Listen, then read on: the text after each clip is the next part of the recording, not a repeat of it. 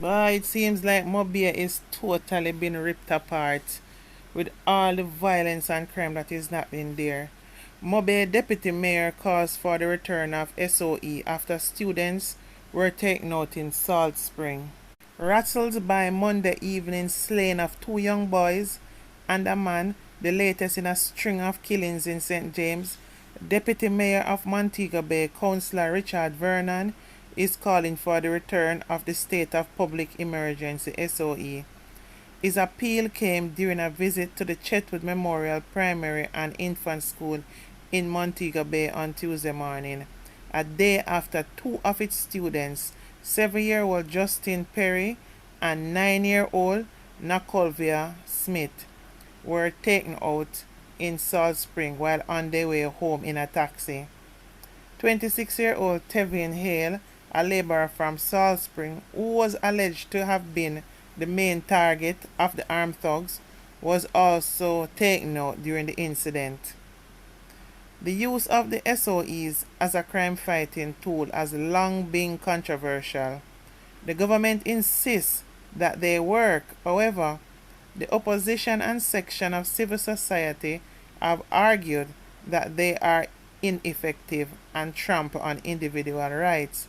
While the government is allowed to declare an SOE for an initial 2 weeks, it needs a 2/3 vote in both houses of Parliament to have the measures extended beyond the initial 14 days and for up to 3 months at a time. Vernon was firm in his stance that one is needed in the parish right now. You call a state of public emergency when you have an unprecedented situation, and our particular unprecedented situation is a culture of crime. It is not something that happened suddenly. It happened over time, a culture that is built over time on crime, he told reporters. A state of public emergency would be useful to bring the situation under control, but of course, it must be properly monitored so that there is no breach of human rights, because that is the major concern, he explained. Like his peers within the ruling Jamaica Labour Party, the deputy mayor said there is evidence that this and similar types of security measures can reduce crime. I believe that Mount Salem is a good example. Even though we have had several flare-ups over the past 2 years or so, it is still a good example because what obtained before the state of public emergency when the zones of special operation is significantly more egregious compared to what is happening now, he insists. Vernon further bemoaned Monday's attack. Just to think that there is a conflict and the best way to solve the conflict is to shoot up public transportation, that's a terrorist act, the deputy mayor stated. In addition, Prime Minister Andrew Holness condemned the killing of the two students, asserting that violence in all its form is abhorrent and must be strongly punished. When violence touches our innocent children who have their entire lives ahead of them and robs our country of their potential, all of society must stand up and say, enough is enough.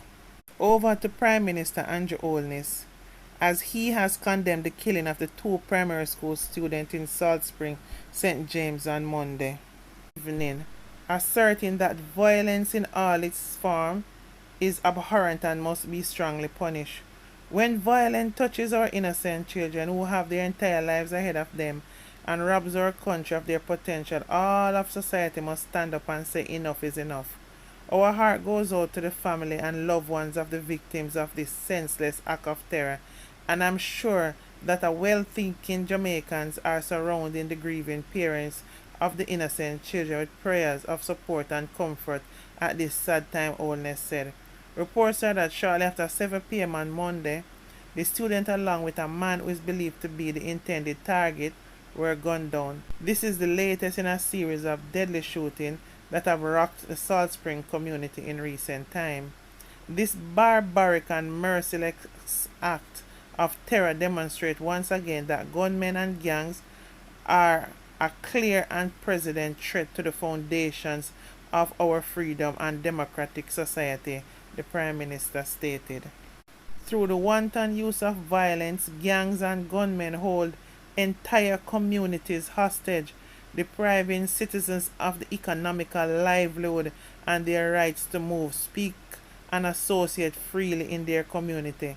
They violate the ultimate right of every human being, the right to life. However, these gunmen choose to execute their wanton violence indiscriminately in public spaces and on innocent civilians, including children. This indiscriminate and random violence not only creates local fear, but creates a national feeling of insecurity, as the probability of being a victim rises for everyone. These gunmen and gang members are not mere criminals, they are like terrorists and should be treated as such, Holness added. It is unfortunate that we not only battle these criminal terrorists, we must also contend with a narrative that oftentimes seems to offer greater protection to criminals with lighter sentences and preservation of the life and freedom, rather than supporting stronger, punitive, proactive, and preemptive measures against these terrorists, while securing redress and restoration for the victims. My administration will continue to invest heavily in increasing the capacity and capability of our security forces in intercepting and interdicting criminal terrorists, he said. The Prime Minister stated that he believes the perpetrators of this act will be caught in short order by the police. However, this is after the fact of the loss of innocent lives. We must implement tougher measures to create greater deterrences against the commission of these acts of terror. This is why we have passed a new Bail Act and a new Firearm Act, which increase the penalty for the possession and use of illegal firearms. And this is why we have before Parliament an amendment to increase the scheme of penalty for murder, he noted. He is urging citizens to speak with one voice in condemning this wanton and brutal murder of our children. Likewise, we must also speak with one clear voice that we will apply the penalties with the greatest deterrent effect to the criminal terrorists to ensure that such senseless acts of terror never happen again, Holness added. In October 26, students of Salt Spring Primary School were left traumatized by the shooting deaths of 22-year-old Iman Jarrett and her common-law husband 30-year-old Odain Smith. Just mere hours later, Anthony Forbes was shot and taken out in the early hours of Friday morning while at home with his son. His son was injured during the attack, which saw assailants kicking in the door of their dwelling.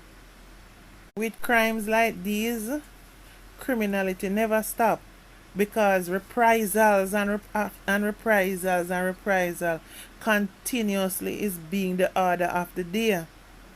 And innocent people are being dragged into the net as well, because if they can't catch this one, then go look for him brother, him sister, him uncle, him uncle, him cousin, him brethren to take him out. We can't continue like this, because at the end of the day, who is going to be left in Jamaica if when we can't catch one we go after families and innocent members of society are getting caught up in the crossfire? See, it have reached a stage now where even children, there's no partiality, not even to children now. Because these criminals have gotten so arrogant that them not care who in the way, as long as them get them target. So what is that telling us about the kind of society that we're living in?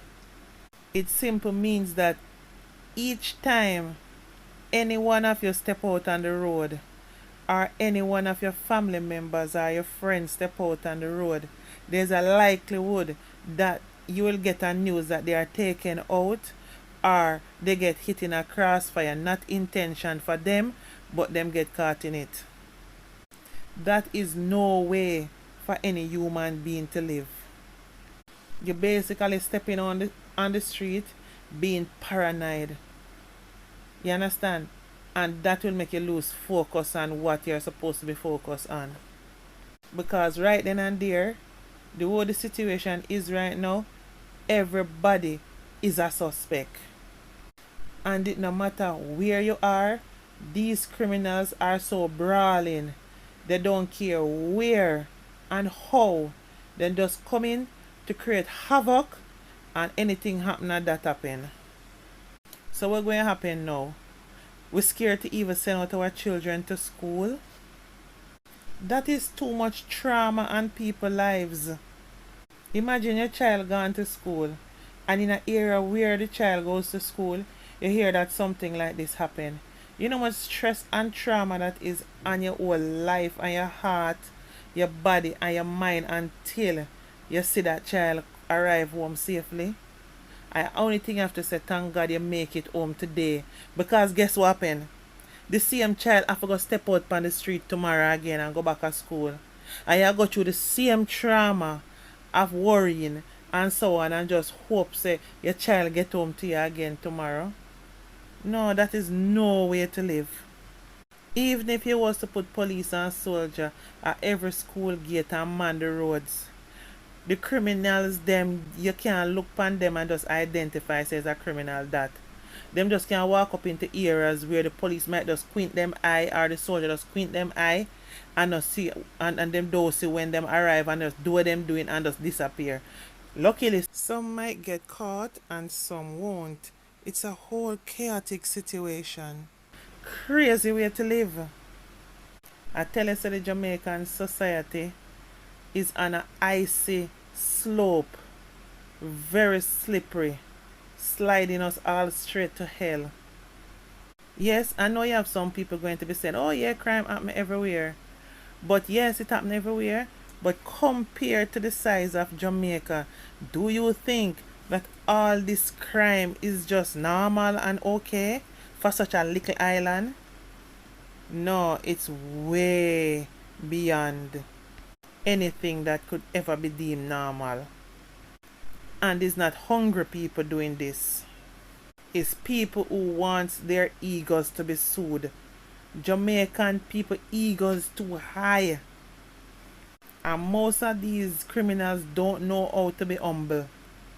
Them don't know how to communicate. Them don't know even how to negotiate with each other, cause first thing, them not trust each other.